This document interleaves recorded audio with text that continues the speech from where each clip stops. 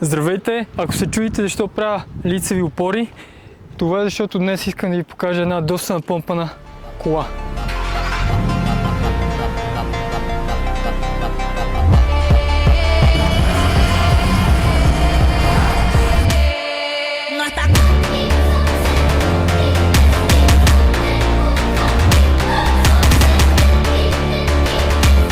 Здравейте! Днес ще ви представя това Porsche.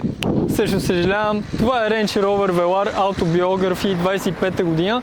Също той разполага с 3 литров бензинов агрегат с 400 конски сили и 550 Нм въртящ момент. Ускорението от 0 до 100 става само за 5,5 секунди, но скоростта е електронно ограничена до 250 км в час. И интересното е тук, че тези 400 конски сили са подкрепени от уникалното въздушно окачване, 4x4 задвижване и тези невероятно красиви спортни джанти, които са цели 22 цола, бейби. В новият модел Autobiography на Velar имаме невероятни LED Pixels фарове, които са доста интелигентни и спрямо предишния модел светят доста по-добре пътното платно. Сезам! Open the door! Please! Please! Сезам! Open the door, please! Yes. И сега да ви покажа детайлите. Имаме черни емблеми, пианолак, имаме черна решетка, имаме уникални LED фарове, имаме уникални черни, доста стилни джанти. Насякъде от Range Rover ни напомнят, че това е Range Rover и всъщност по-конкретно, че е Autobiography. Уникална кожа, Meridian, музикална система, вентилирани дискове, Velar с черни букви, Range Rover отново с черни букви и уникална стилна визия. Черна, тежка стилна визия. И сега ще ви разкажа малко за интериора на колата. Имаме невероятен ръчно шит кожен волан, имаме невероятна кожа, два цвята. Контраста навсякъде е много приятен, съчетанието между кожа, дърво и пианолак също са добро съчетание. Имаме прекрасна алкантара, новият 11,4 инчов извит LED дисплей, чрез който се контролират повечето функции в колата, камера, климатроник, музика и така нататък. Също така нямаме копчета, което не е едно от любимите ми неща, но все пак иновации. Имаме прекрасна панорама, която се отваря, широка, просторна. Усещането за лукс в автомобила наистина присъства навсякъде.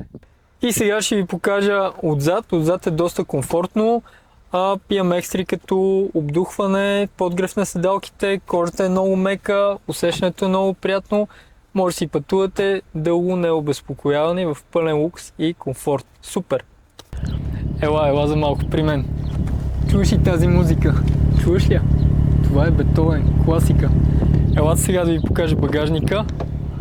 В него всъщност има достатъчно място и пространство, за да си полегнеш сред природата или да си качиш багажа, ако искаш, и туби с бензин дори. Разхода няма да го коментираме, защото със сигурност се харчи 5 на 100, но ако искате такава кола, си купете полско фиатче.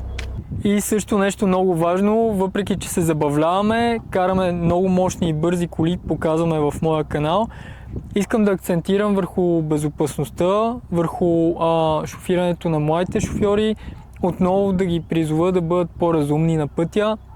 Вече отскоро знаете, че имаме писта, където може да се правим на състезатели, така че там може да си тестваме уменията, но моля ви, бъдете разумни, не си струва да умираме на пътя, за да покажем какви тарикати сме, колко сме големи, колко ни върват голфовете, колко ни върват новите мерцеси.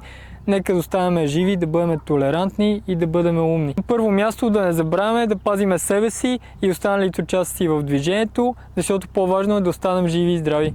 За консултации с мен, за помощ при избора на новият ви автомобил, използвайте линка в описанието.